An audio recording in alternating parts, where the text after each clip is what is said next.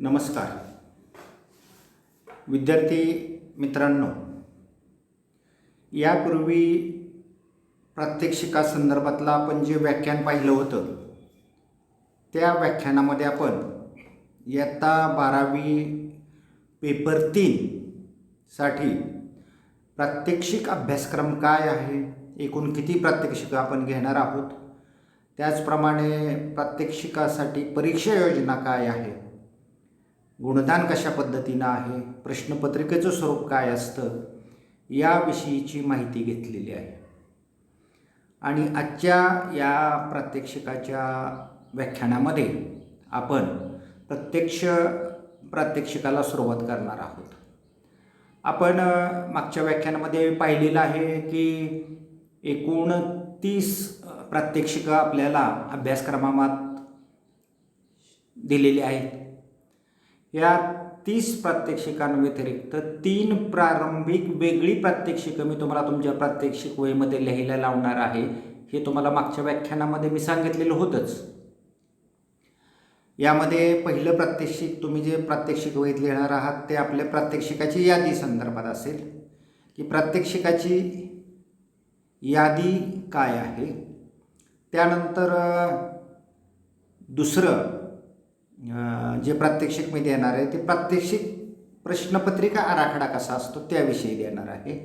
आणि हे दोन्ही देण्यामागचा उद्देश एकच आहे की वर्षभर सुरुवातीला तुम्ही जेव्हा जेव्हा प्रात्यक्षिक वही उघडताल तेव्हा तेव्हा तुमच्या डोळ्यासमोर हा प्रात्यक्षिक अभ्यासक्रम असेल आणि प्रात्यक्षिकाचे प्रश्नपत्रिकेचा आराखडा तुमच्यासमोर असेल. त्यामुळं तुम्हाला पुन्हा पुन्हा ते तुमच्या माहितीत बसून जाईल.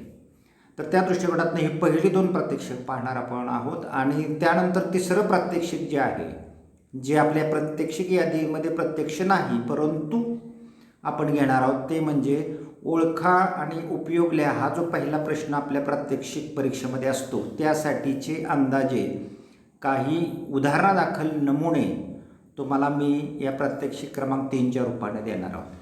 तर ही जी 3 प्रात्यक्षिक आहेत ते तुमच्या अभ्यासक्रमात नाहीत परंतु प्रात्यक्षिक म्हणून अगोदर आपण प्राथमिक प्रात्यक्षिक म्हणून हे घेणार आहोत आणि त्यानंतर प्रत्यक्ष प्रात्यक्षिकाला सुरुवात करणार आहोत.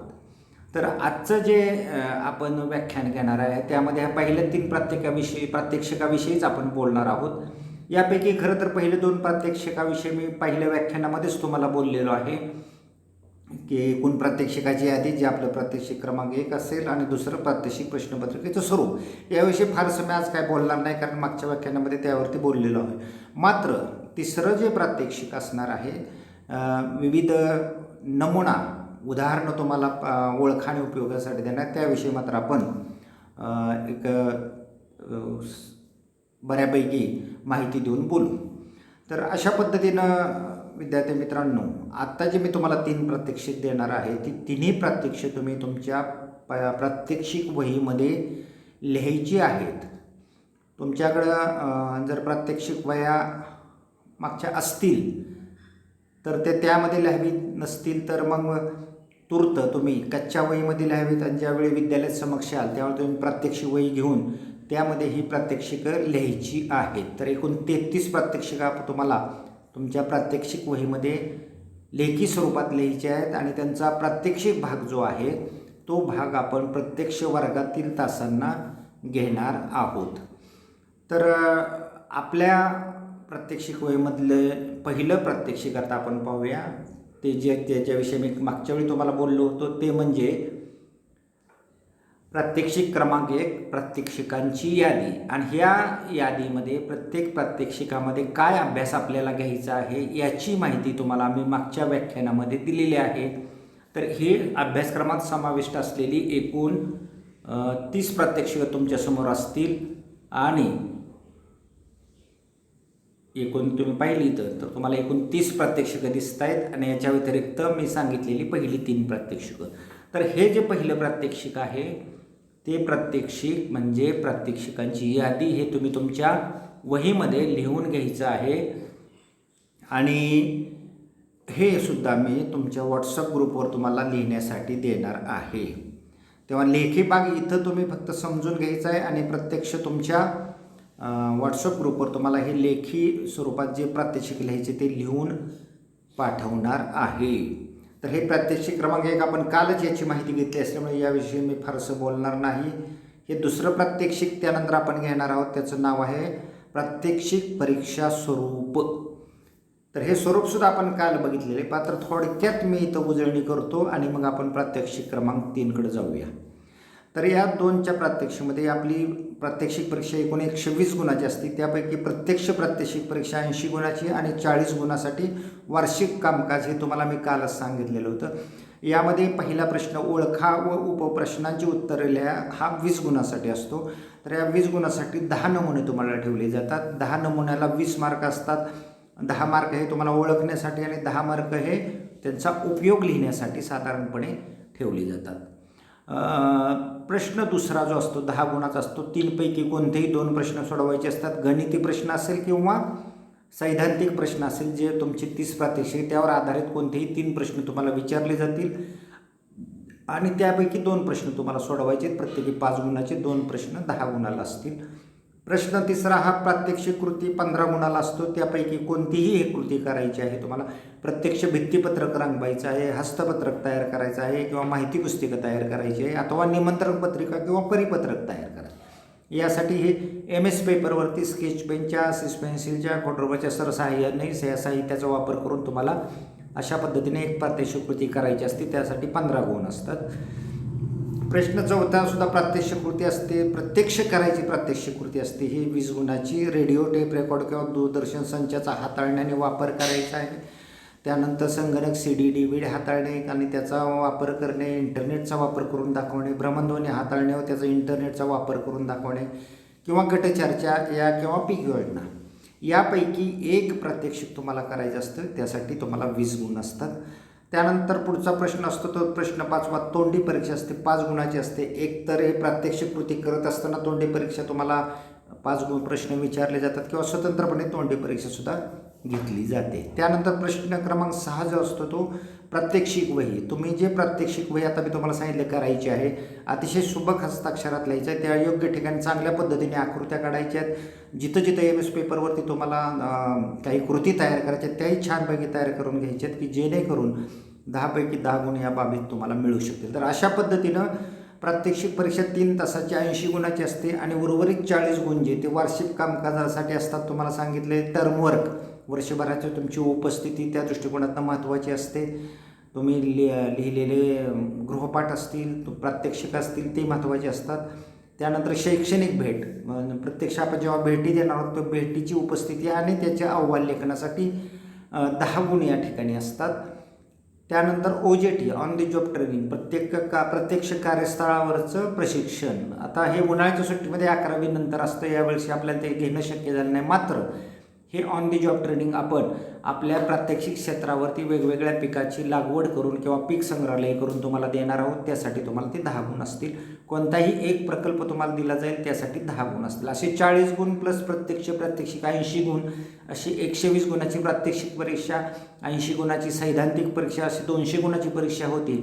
आणि हेच गुण तुम्हाला 100मध्ये रूपांतरित करून मग तुमच्या गुणयादीवरती दिले जातात. तर अशा पद्धतीनं पेपर 1 100 गुण, पेपर 2 100 गुण, पेपर 3 100 गुण, या पद्धतीनं तिन्ही पेपरला 100 गुणाची परीक्षा तुमची असते.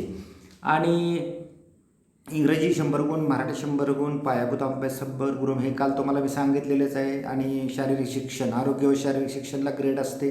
जलसुरक्षा व पर्यावरण शिक्षण त्याला ग्रेड असते. तर अशा पद्धतीनं विद्यार्थी मित्रांनो पहिले 2 प्रयोग तुम्ही लिहून काढायचे आहेत. तुमच्या प्रात्यक्षिक वहीमध्ये अनुक्रमणिक येते, त्याची नावं लिहायची आहेत. फक्त दिनांक ज्यावेळी आपण प्रत्यक्ष विद्यालयात येऊ, कोरोनाचा प्रादुर्भाव संपल्यानंतर, शाळा सुरू झाल्यानंतर, तेव्हा तुम्हाला त्यावेळी त्याची उजळणी किंवा प्रात्यक्षिक घेतले जाईल आणि त्या दिवसाची तारीख तुम्ही त्या ठिकाणी मग त्या प्रयोगाला द्यायची आहे. आता फक्त घरी तुम्ही ते प्रात्यक्षिक लिहायची आहेत, जी तुम्हाला व्हॉट्सअप ग्रुपवर पाठवली जातील आणि इथंही चर्चा केली जाईल. आपलं जे अशा पद्धतीने पहिले 2 प्रात्यक्षिक आहेत. तिसरं जे प्रात्यक्षिक आपण लिहिणार आहोत प्रात्यक्षिक म्हणजे तुमच्या ॲक्च्युली सिलेबसमध्ये नाही परंतु माहितीसाठी आहे. ते म्हणजे ओळखा व उपयोग लिहा, यासाठी नमुना उदाहरणे. तुमचा पेपर 3चा सैद्धांतिक अभ्यासक्रम काय आहे, प्रात्यक्षिक अभ्यासक्रम काय आहे, हे तुम्हाला यापूर्वी सांगितलेलं आहे. आणि या प्रात्यक्षिक अभ्यासक्रमावर आधारित जे काही नमुने आपल्याला प्रयोगशाळेत उपलब्ध आहेत त्यापैकी 10 नमुने आपल्याला प्रयोगशाळेत ठेवायचे असतात. प्रश्न पहिला ओळखा व उपयोग लिहा यासाठी. हे 10 मार्क गुण ओळखण्यासाठी, 10 गुण उपयोगासाठी किंवा उपप्रश्नासाठी त्या ठिकाणी द्यायचे असतात. हे मी यापूर्वीच तुम्हाला सांगितलेलं आहे. तेव्हा आजच्या या व्याख्यानामध्ये हे प्रात्यक्षिक क्रमांक 3 तुम्ही कसं लिहायचं त्याविषयी मी बोलणार आहे, त्याची माहिती पण देणार आहे. तर प्रात्यक्षिक क्रमांक 3 तुम्ही अनुक्रमणिकेमध्ये बी लिहायचं आहे, त्याचं नाव लिहायचं, ओळखा व उपयोग लिहा यासाठी नमुना उदाहरणे. आतमध्ये सुद्धा प्रात्यक्षिक 3 पहिले 2 लिहून झाल्यानंतर तिसऱ्या याच्यावरती लिहायचं आहे. तिथं पान नंबर वगैरे टाकायचे आहेत, फक्त तारीख टाकणं ठेवायचं आहे आणि ही पूर्ण लिहून घ्यायची. जी माहिती तुम्हाला मी व्हॉट्सअप ग्रुपवर तुमच्या पाठवणार आहे, जी आत्ता तुम्हाला त्याची तोंडी माहिती देणार आहे. तर ओळखा व उपयोग लिहा यासाठी पहिला नमुना आहे तो म्हणजे शेती दैनंदिनी किंवा डायरी. शेतीवर जे वेगवेगळ्या नोंदवह्या आपल्याला ठेवायच्या असतात त्यामध्ये महत्त्वाची म्हणजे दैनंदिनी असते आणि या दैनंदिनीचा उपयोग तुम्हाला ब आकड्यामध्ये विचारला जातो. अ आकडा ओळखा आणि ब आकडा उपयोग लिहा असा असतो. तर शेतीवाडीमधील ही जी दैनंदिनी आहे ह्या दैनंदिनीचा उपयोग आपल्याला कशासाठी होतो, तर शेतीवाडीवरती तुम्ही जी वेगवेगळी पिकं लावता किंवा वेगवेगळे व्यवसाय घेता, मग व्यवसाय हे पशुधन असेल किंवा तुमचा कुक्कुटपालन असेल किंवा अन्य कोणताही व्यवसाय शेतीवरती जोड व्यवसाय असतो पीक उत्पादनाव्यतिरिक्त, या सर्व व्यवसायांचे आणि पीक प्रत्यक्ष पिकांसाठी रोजच्या कामाची जी नोंद असते ती नोंद ह्या वहीमध्ये ठेवायची असते. त्यासाठी कोणकोणत्या निविष्ठा वापरल्या, मजूर किती लावले, त्यांना किती पैसे दिले, म्हणजे जमा खर्च काय आहे त्या दिवसाचा, हवामानाच्या नोंदी काय आहेत, म्हणजे थोडक्यात शेतीवरील सर्व प्रकारच्या दैनंदिन कामकाजाची जी नोंद आहे ती नोंद या शेती दैनंदिनीमध्ये किंवा ज्याला आपण इंग्रजीमध्ये डायरी असं म्हणतो, फार्म डायरी, त्यामध्ये केली जाते. तर परीक्षेला जर ही तुम्हाला डायरी ठेवली गेली तर त्याचा उपयोग विचारला जाईल, त्यावेळी तुम्ही हा उपयोग त्या ठिकाणी लिहायचा आहे. त्यानंतर दुसरा जो नमुना आहे जो तुम्हाला ओळखा उपयोग लिहा यासाठी ठेवला जातो त्यामध्ये रोखीची नोंदवही, ज्याला आपण कॅशबुक असं म्हणतो. तर या नोंदवहीमध्ये आपल्याला शेतीवाडीमध्ये नियमित मिळालेल्या रोख रकमेचं आणि झालेल्या खर्चाची नोंद ठेवायची असते. तुमच्या शेतवाडीवरती तुम्ही वेगवेगळी पिकं घेता, प्रत्येक पिकासाठी झालेला खर्च त्या ठिकाणी नोंदवायचा आहे. प्रत्येक व्यवसायासाठी असेल, म्हणजे पशुपालन असेल किंवा कुक्कुटपालन असेल, वराहपालन असेल, अन्य कोणताही व्यवसाय, रेशीम कीडचा संदर्भातला तुमचा व्यवसाय असेल, फुलांचं काही पीक उत्पादन असेल, या सर्व बाबींवरती झालेला खर्च आणि त्या दिवशी तुम्हाला शेतीवाडीवरील तुमच्या ज्या वेगवेगळे व्यवसाय आहेत त्यापासून मिळालेली रोख रक्कम यांचा तपशील या रोखीच्या नोंदवहीमध्ये किंवा कॅशबुकमध्ये आपल्याला ठेवायचा असतो. त्यानंतरचा तिसरा जो प्रकार आहे किंवा तिसरे जे उदाहरण आहे ते म्हणजे उत्पादन नोंदवही. शेतीवाडीमध्ये प्रत्येक पिकापासून काही ना काही उत्पादन त्या दिवशी मिळतं किंवा प्रत्येक जे व्यवसाय आहेत तुमचे ते व्यवसायापासून तुम्हाला काही उत्पादन मिळतं. समजा कुक्कुटपालनापासून अंड्याचं उत्पादन असेल तर अंड्याच्या उत्पादनाची नोंद, एखादं चाऱ्याचं पीक असेल तर चाऱ्याच्या उत्पादनाची क्विंटलमध्ये किंवा टनामध्ये नोंद, किंवा गहू ज्वारी बाजरीसारख्या अन्नधान्य पिकं असेल तर क्विंटलमध्ये त्याची नोंद. तेव्हा जे तुमचे शेतीवाडीवरती व्यवसाय आहेत, जे तुमच्या शेतीवाडीवरती कार्यक्रम किंवा उपक्रम आहेत त्या प्रत्येक उपक्रमापासून जे तुम्हाला उत्पादन मिळतं त्या उत्पादनाची नोंद एका विशिष्ट वहीमध्ये करायची असते आणि त्या वहीला पण उत्पादन नोंद वही असं संबोधतो. यानंतरचे जे नोंदवही आहे ती म्हणजे शेतमजुरांची नोंदवही. नावातच तुम्हाला स्पष्ट होते की शेतमजुराच्या संदर्भातल्या नोंदी या वह्यामध्ये ठेवल्या जातात. मग शेतावरील विविध कामं असतील, विविध व्यवसायाची कामं असतील, त्या प्रत्येक व्यवसायाला किती मजूर लावले, कोणत्या प्रकारचे मजूर तुम्ही लावले, कायम मजूर किती आहेत, तात्पुरते मजूर किती आहेत, उक्त्या स्वरूपात कामं किती दिलेले आहेत, या प्रत्येक व्यवसायासाठी किती मजूर लावले याची नोंद या शेतमजुराच्या नोंदवहीमध्ये असते किंवा याला आपण हजेरी बुक म्हटलं तरी चालू शकेल. तर अशा पद्धतीनं हा एक प्रकार आहे शेतमजुराची नोंदवही. त्यानंतर खाद्य किंवा वैरण नोंदवही.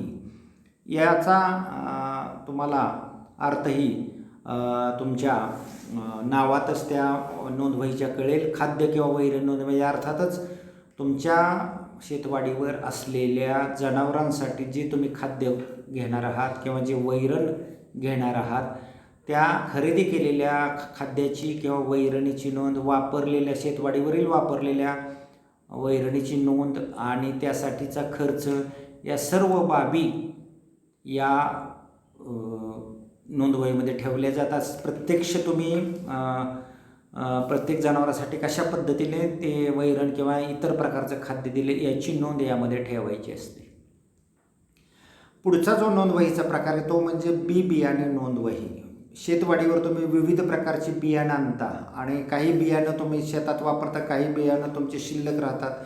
एकूण किती खरेदी बियाणं केलं, किती एकरासाठी ते वापरलं, कोणत्या हंगामात वापरलं, किती शिल्लक राहिलं, या सर्व बाबीची नोंद हे बी बियाणे नोंदवहीमध्ये केली जाते. यामध्ये केवळ बियाणं किती आणलं एवढंच नव्हे तर कोणत्या पिकाचं, त्याचे गुणधर्म काय, त्याची एकूण किंमत किती होती, या सर्व बाबीचा तपशील जो आहे तो बी बियाणे नोंदवहीमध्ये आपल्याला ठेवायचा असतो. त्यानंतरची जी नोंदवही आहे ती शेतवाडीवर प्रामुख्याने ठेवली जाते ती म्हणजे सामान्य नोंदवही, ज्याला जनरल रजिस्टर असं आपण इंग्रजीमध्ये म्हणू. या नोंदवहीमध्ये शेतसाऱ्याची नोंद असते. तुम्हाला दरवर्षी शेतसारा द्यावा लागतो, त्याची नोंद या वहीमध्ये करायची. तसेच शेतीवाडीच्या संदर्भातले जे सर्व प्रकारचे कर जे तुम्हाला द्यावे लागतात त्या करांची नोंद ही या सामान्य नोंदवहीमध्ये असते. पाणीपट्टी असेल, अवजारांचं भाडं असेल, यंत्राचं भाडं असेल, खते किती काय आणली, या सर्व बाबींच्या खर्चावर जे काही तुम्ही घटकांवर जे काही खर्च केला असेल त्या प्रत्येक घटकावर केलेल्या खर्चाची जी नोंद आहे ती नोंदवहीसुद्धा आपल्याला सामान्य नोंदवहीमध्ये या ठिकाणी ठेवायची असते. तर अशा पद्धतीने हे पहिली 7 आपण उदाहरणं बघितली. त्यानंतर 8वं जे उदाहरण आपण पाहणार आहे ते म्हणजे मालमत्ता नोंदवही, इन्व्हेंटरी. या नोंदवहीमध्ये शेतकऱ्याकडे असलेल्या स्थावर मालमत्तेची नोंद असते. यामध्ये प्रामुख्याने शेतकऱ्याकडे जमीन किती आहे, जनावरं कोणकोणते आहेत आणि प्रत्येक प्रकारामध्ये किती जनावरं आहेत, गायी असतील, म्हशी असतील, बैल असतील, यासारखी जी काही तुम्ही जनावरं असतील ती सर्व जनावरांची नोंद याच्यामध्ये ठेवायची असते. त्यानंतर शेतीवाडीवर विविध कामासाठी जे अवजार तुम्ही घेतलेली आहेत, खरेदी केलेली आहेत, त्या अवजारांची नोंद, अवजाराचं नाव असेल, अवजाराची संख्या असेल, अवजारांची किंमत असेल, याची नोंद यामध्ये ठेवायची आहे. विविध प्रकारची यंत्र तुम्हाला लागतात, मळणी यंत्र असेल, मशागतीची यंत्र असतील किंवा अन्य प्रकारची यंत्र असतील, ही सर्व यंत्र तुम्हाला त्याचीही नोंद या वहीमध्ये ठेवायची असते. शेतावर असलेली विहीर असेल, इंधन विहीर असेल, शेततळे असेल, त्याचप्रमाणे बँकेत किती पैसे आहेत, हातात रोख रक्कम रोज किती आहे, याचा सर्व तपशील हा मालमत्ता नोंदवहीमध्ये टिपण करून ठेवायचा असतो. त्यानंतर जी वेगवेगळी प्रसिद्धी माध्यमे ती प्रत्यक्षात तुम्ही तयार करणार आहात. नमुना दाखल आपल्या प्रयोगशाळेतसुद्धा आहेत. एक म्हणजे हस्तपत्रक. तर हस्तपत्रक हे छापील प्रसिद्धी माध्यम आहे.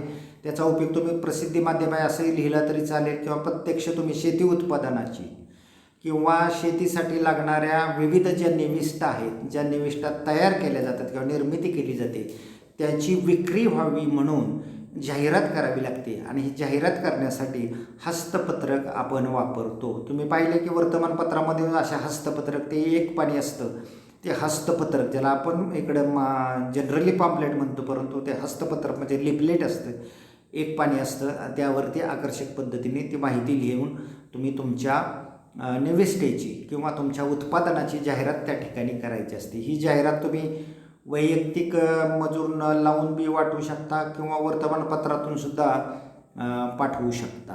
त्यानंतर माहिती पुस्तिका. माहिती पुस्तक हे अनेक पानाचे असतं. तुम्हाला माहिती आहे इलेक्ट्रॉनिकचे जे मी काही उपकरणं घेता, मिक्सर असेल, आपला भ्रमणध्वनी मोबाईल असेल, त्याच्याबरोबर छोटं 7-8-10 पानाचे माहिती पुस्तक येते. त्याच पद्धतीनं कृषी उत्पादन जे तुम्ही विक्री करणार आहात त्या उत्पादनाची जाहिरात तुम्हाला माहिती पुस्तिकेद्वारे करता येते. माहिती पुस्तिकामध्ये त्या उपकरणाची, त्या यंत्राची माहिती दिली जाते, त्याचा वापर कसा करायचा याची माहिती दिली जाते आणि किरकोळ दोष किंवा दुरुस्त्या असतील तर त्या कशा दुरुस्त करायच्या याविषयी त्यामध्ये तुम्हाला टिपण देता येतं.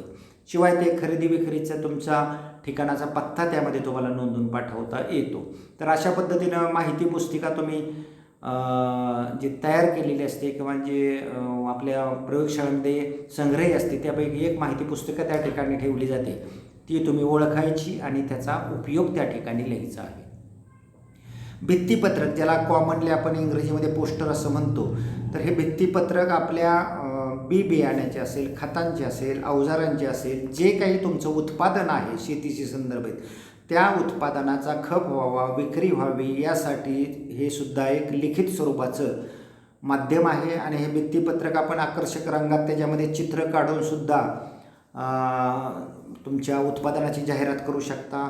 गर्दीच्या ठिकाणी, उंच भिंतीवरती वगैरे लक्ष जाईल वाटसरूंचं, अशा ठिकाणी अशी भित्तीपत्रकं लावून आपल्या उत्पादनाची जाहिरात तुम्हाला करता येते आणि त्यामधून तुमच्या उत्पादनाच्या विक्री वाढीसाठी त्याचा उपयोग होऊ शकतो.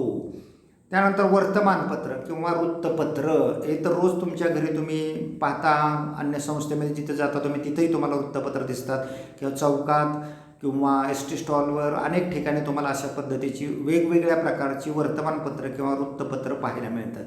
ही वर्तमानपत्र जरी रोजच्या घडामोडीसाठी माहिती देणारी असली तर यामध्ये सुद्धा आतील पानांवरती किंवा मुखपृष्ठावरती किंवा मलपृष्ठावरती सुद्धा आपल्याला आपल्या उत्पादनाची जाहिरात त्या ठिकाणी देता येते आणि उत्पादनाची विक्री कुठं चालू आहे याचा पत्ता त्या ठिकाणी देता येतो आणि त्यामधून सुद्धा आपल्याला जाहिरात करता येते.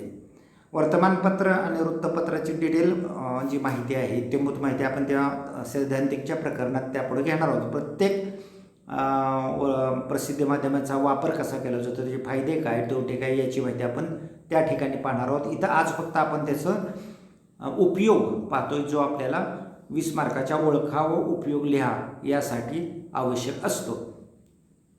त्यानंतर नियतकालिक. आता नियतकालिक म्हणजे कोणते? ठराविक दिवसांनी छापली जाणारी माध्यमं, ज्याच्यामध्ये साप्ताहिक दर 7 दिवसांनी जे माध्यम आपण प्रसिद्धी करतो त्याला आपण साप्ताहिक असं म्हणतो. पाक्षिक म्हणजे दर 15 दिवसांनी हे प्रसिद्ध केलं जातं. त्यानंतर मासिक, हे दर महिन्याने छापलं जातं. तर ह्या साप्ताहिकामध्ये, पाक्षिकामध्ये किंवा मासिकामध्ये तुम्ही चौकटीमध्ये एका बाजूला अर्धा पान, पूर्ण पान, जसे त्या जाहिरातीचे दर असतील आणि तुम्हाला परवडतील अशा पद्धतीने तुम्ही योग्य पद्धतीने आपल्या उत्पादनाची जाहिरात ह्या विविध प्रकारच्या नियतकालिकामध्ये देऊ शकता. तर अशा पद्धतीनं आपल्याला नियतकालिकांचा सुद्धा त्या ठिकाणी ओळखा व उपयोग लिहा यासाठी वापर करता येतो. त्यातला एक कुठलंही ठेवलं जाईल तुम्हाला, ज्या अगोदर तुम्हाला माहिती दिलेली त्यापैकी, आणि ते तुम्ही ओळखायचं आणि त्याचा उपयोग लिहायचा आहे. रेडिओ आता थोडंसं पूर्वी मोठ्या प्रमाणात वापरलं जाणारं हे साधन होतं. ज्या काळी दूरदर्शनचा फारसे वापर आपल्याकडे होत नव्हता त्या काळामध्ये. आता ही वेगवेगळ्या स्वरूप FM, तुम्हाला माहिती आहे रेडिओ मिरची वगैरे, अशा स्वरूपामधून हे रेडिओ वेगळ्या एक अँगलमधून किंवा वेगळ्या नमुन्यामधून रेडिओचा वापरसुद्धा सध्या होतो आणि या रेडिओवरून तुम्ही तुमच्या उत्पादनाची जाहिरात अगदी खेड्यापाड्यापर्यंत, शेतकऱ्यांपर्यंत पोहोचवू शकता. यासाठी संबंधित व्यक्ती साक्षरच असावी असे लागत नाही, कारण श्राव्य माध्यम असल्यामुळे केवळ ऐकून तुमच्या उत्पादनाची जाहिरात करता येते. त्यानंतर टेप रेकॉर्डर, तुमच्या उत्पादनाची माहिती टेप करून त्या कॅसेटच्या सहाय्यानं टेप रेकॉर्डरवरती तुम्ही गर्दीच्या ठिकाणी किंवा काही शेतकऱ्यांच्या घरी जाऊन किंवा काही गटचर्चेच्या ठिकाणी त्याची माहिती तुम्हाला देण्यासाठी त्याचा उपयोग तुम्हाला करता येतो. थोडक्यात जाहिरातीसाठीच टेप रेकॉर्डरचा सुद्धा आपल्याला उपयोग करता येतो.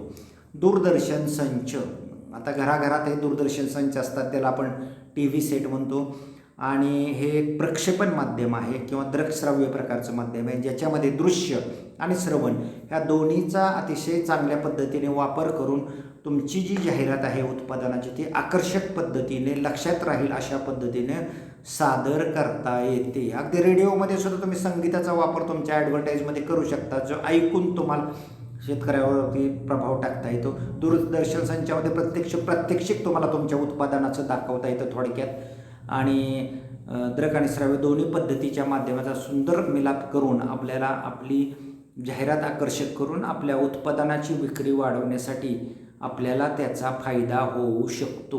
तर दूरदर्शन संच आता घरोघरात आलेला आहे, त्यामुळे यावरची जाहिरात अतिशय दूरगामी परिणाम करणारी ठरते. मात्र यामध्ये आता वेगवेगळे चॅनल्स आले असल्यामुळं पुन्हा खर्चाचा प्रश्न येतो, कारण सर्वच चॅनल्सवर आपण आपली जाहिरात करू शकत नाही. त्यामुळं त्याला थोड्याशा आता नव्यानं मर्यादा आलेल्या आहेत. मात्र दूरदर्शन संचावरची जाहिरात ही सर्वात प्रभावी जाहिरात ठरते, मात्र तेवढीच ती महागडीसुद्धा असते.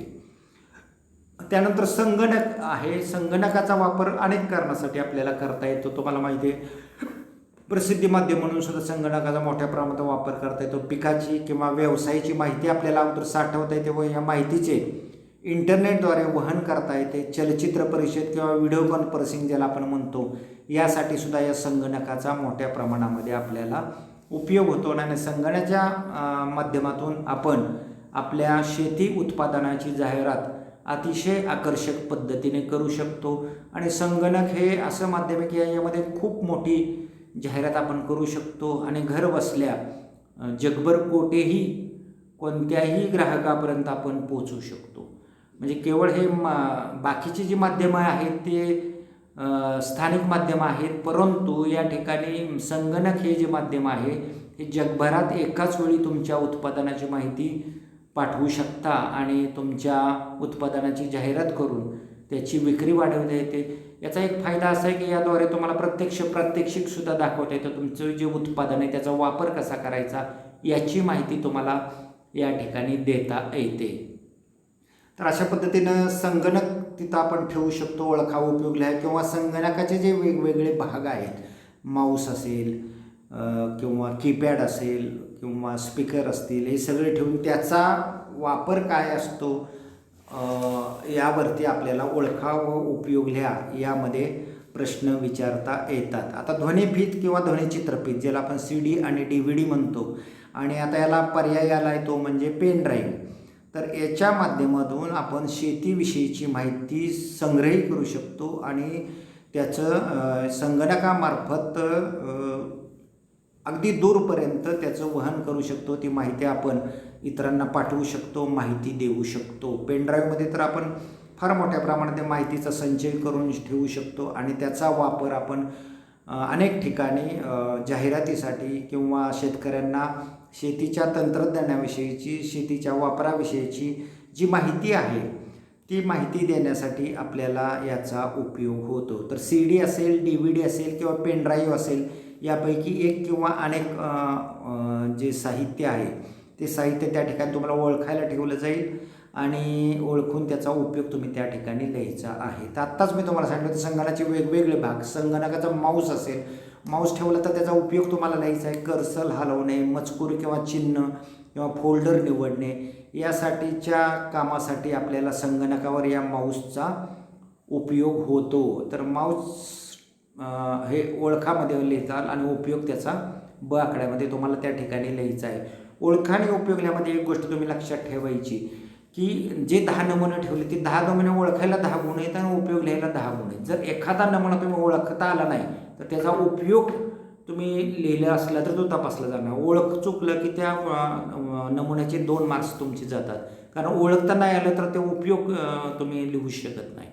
काही वेळा अंदाजपंच उपयोग बरोबर लिहिला जातो पण ते ओळख चुकते, अशा वेळी ते पूर्ण त्या नमुन्याचे 2 मार्क्स तुमचे जातात. तेव्हा ओळखाला 1 गुण आणि ओळखल्यानंतर मग उपप्रश्नाला 1 गुण, ही बाब तुम्ही लक्षात ठेवायची.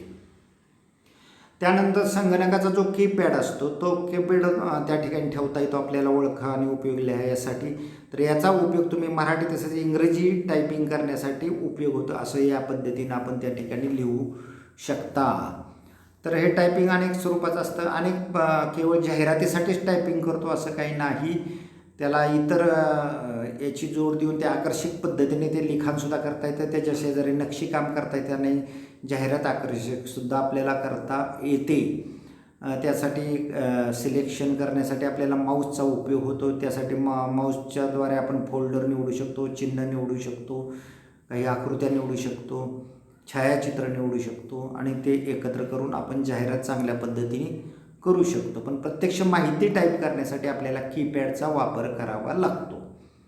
तर अशा पद्धतीनं संगणक कीपॅड झालं. त्यानंतर भ्रमणध्वनी अर्थात मोबाईल हँडसेट हा प्रत्येकाच्या जवळ असतोच. फक्त मोबाईल या इंग्रजी नावाने आपण त्याला ओळखतो एवढंच.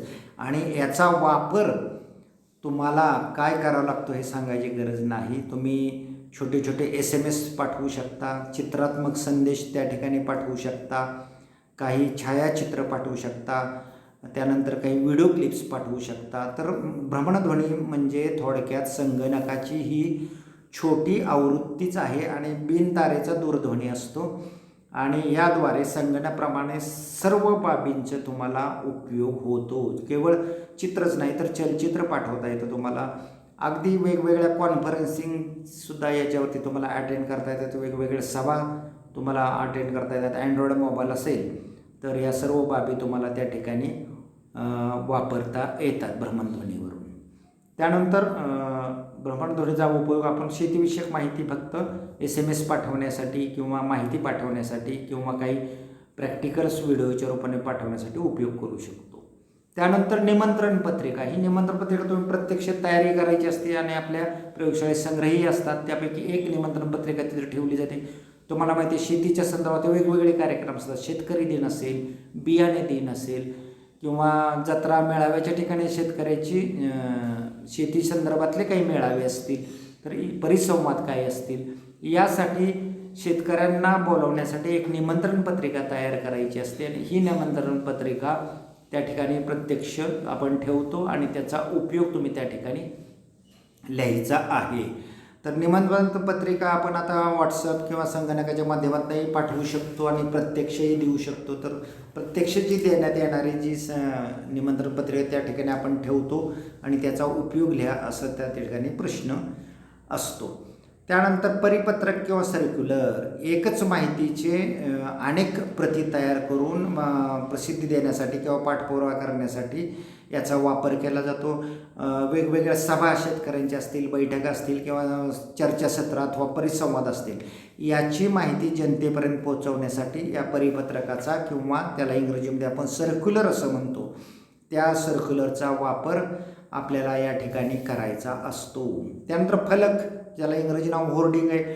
तुम्ही पाहता मोठमोठ्या चौकातून गर्दीच्या ठिकाणी एस टी स्टँडवर, रेल्वे स्टेशनवर सर्वत्र अशा मोठ्या पद्धतीचे फलक किंवा होर्डिंग असतात जे वर्षभराच्या प्रसिद्धीसाठी सुद्धा उपयोगी असतात. तर याचा उपयोग तुम्ही बाह्य प्रसिद्धी माध्यम म्हणून किंवा जाहिरात माध्यम म्हणून लिहायचा आहे. पाटी किंवा बोर्ड हे दुकानासमोर तुम्ही पत्र्याचं आणि लाकडी पट्टीचा किंवा आता लोखंडी पट्टीचा वापर करून अशा पाट्या किंवा बोर्ड तयार करू शकता. दुकानाच्या नावाची किंवा तुमच्या उत्पादनाच्या नावाची माहिती या ठिकाणी देऊ शकता. त्यानंतर दिनदर्शिका, वर्षभर 12 महिन्याची माहिती देणारं जे कॅलेंडर तुमच्या घरामध्ये असतं त्या कॅलेंडरच्या वरच्या बाजूला, खालच्या बाजूला, डाव्या किंवा उजव्या बाजूला किंवा पाठीमागच्या बाजूला पूर्ण पानभर तुम्हाला जाहिरात करता येते. ते महिनाभर ती जाहिरात तुमच्या डोळ्यासमोर राहू शकते. तर दिनदर्शिकेचाही अतिशय चांगल्या पद्धतीने वापर आपल्याला मग आपल्या शेती उत्पादनाच्या प्रसिद्धीसाठी करता येतो. त्यानंतर आकाशातील फुगे. तुम्ही मोठमोठे जत्रा किंवा मेळावे पाहिले असतील ठिकाणी उंच मोठा फुगा टांगलेला असतो आणि त्यावर मोठ्या अक्षरात माहिती लिहिलेली असते. तर असे जत्रा मेळावे सार्वजनिक ठिकाणी असे मोठे फुगे हवा भरून फुगवले जातात व बांधून ठेवले जातात. ते मोठ्या अक्षरात तुमची उत्पादनाची जाहिरात त्या ठिकाणी करता येते. अगदी तशाच पद्धतीनं विद्युत अक्षरपाट्या, पूर्वी बल्ब लावून ह्या अक्षरपाट्या तयार केल्या जायच्या. आता इलेक्ट्रॉनिक विद्युत अक्षरपाट्या आलेल्या आहेत. चौकातून अक्षर पळताना तुम्हाला दिसतात. त्यासाठी मात्र विद्युत कनेक्शन लागतं आणि आपल्याला त्यासाठीचा थोडासा खर्च त्याला लाईटसाठी करावा लागतो. मात्र रात्रीच्या वेळी ही जाहिरात अतिशय प्रभावी ठरते. सुंदर अक्षर तयार करून ते छोटे छोटे पळणारे अक्षरसुद्धा तयार करून आपण या विद्युत अक्षरपाट्याचा वापर करून आपल्या उत्पादनाची जाहिरात या ठिकाणी करू शकतो. त्यानंतर गाव नमुना 7/12चा उतारा. शेतकऱ्यांची मालकी, वहिवाट किंवा जमिनीत घेतलेल्या पिकाची नोंद या उतार्यामध्ये असते. गाव नमुना 8 किंवा खाते उतारा ज्याला म्हणतो त्या गटातील एकूण किती जमीन आपल्या मालकीची आहे हे दर्शवणारा गाव दप्तरातील नमुना म्हणजे 8. त्यानंतर गाव नमुना 6 उतारा. जमिनीचे फेरफार संबंधी, एकाने दुसऱ्याला विकली, एकाने दुसऱ्याला बक्षीसपत्र दिलं किंवा सरकारी कामासाठी अधिग्रहित केली, या सर्वाची नोंद जी आहे त्या फेरफारमध्ये असते. आणि त्यानंतर वेब कॅमेरा जो संगणकासाठी वापरला जातो आणि जेव्हा आपल्याला व्हिडिओ कॉन्फरन्सिंग किंवा दृकश्राव्य परिषद करायची असते त्या ठिकाणी याचा उपयोग होतो. आणि शेवटचं जे आहे ते बियाणे पिशवी किंवा पोते ज्याच्यामध्ये बियाणे भरून आपण विक्रीसाठी ठेवू शकतो. तर अशा पद्धतीने काही नमुने दिलेले आहेत. आणखी काही नमुने ते प्रात्यक्षिक असताना तुमच्या निदर्शनास आणून दिले जातील. यापैकी 10 नमुने तुम्हाला ओळखा आणि उपयोगी आहे यासाठी घ्यायचे असतात. याप्रमाणे आजचं 35 मिनिटाचं व्याख्यान संपलेलं आहे. नेहमीप्रमाणे तुम्हाला 50 हा कोड क्रमांक देऊन परीक्षा दिली जाईल. ती परीक्षा सोडवून तुम्ही सबमिट करायची आहे. नमस्ते.